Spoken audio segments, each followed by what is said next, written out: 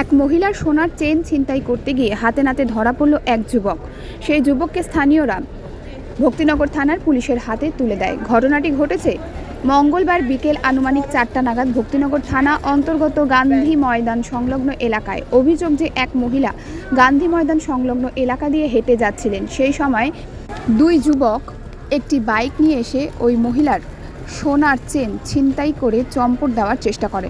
এরপর স্থানীয়রা ওই দুই যুবককে ধরে ফেলতে সক্ষম হলেও তাদের মধ্যে থেকে একজন পালিয়ে যায় এবং একজনকে আটক করতে সক্ষম হয় স্থানীয়রা। এরপর ভক্তিনগর থানার পুলিশকে খবর দেওয়া হলে ভক্তিনগর থানার পুলিশ ঘটনাস্থলে পৌঁছায় এবং ভক্তিনগর থানার পুলিশের হাতে ওই যুবককে তুলে দেওয়া হয়।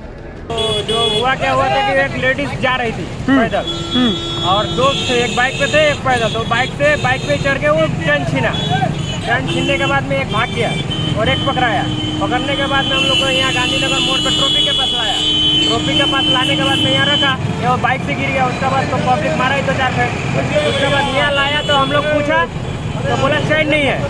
जब हम एक घुसी मारा तो उसका मुख से चैन निकला। अच्छा, चैन निकलने के बाद वो लेडीज भी आई, पुलिस को चैन हैंड ओवर दिया गया, उसको सिविल अस्पताल के लिए ले गया। अभी सिविल अस्पताल में उसको ले गया है। क्या हाँ, दोनों बाइक सवार, उसको बाइक यहीं पे है, उसको बाइक में कोई नंबर नहीं है। चेन छिनताई किया एक तो लेडीज से विश्वनाथ मॉल का सामने। अभी क्या हुआ था घटना, क्या हुआ? लेडीज से चेन अब बोल रहा है लोग जो सोना का चैन था वो लोग लेके चला गया है कि नहीं। अच्छा, यही चीज हम सुने हैं। और वो लोग क्या करेगा, चोर को तो ले गया, पुलिस नहीं ले गई। अभी टोटो में उसको हॉस्पिटल लेके गया।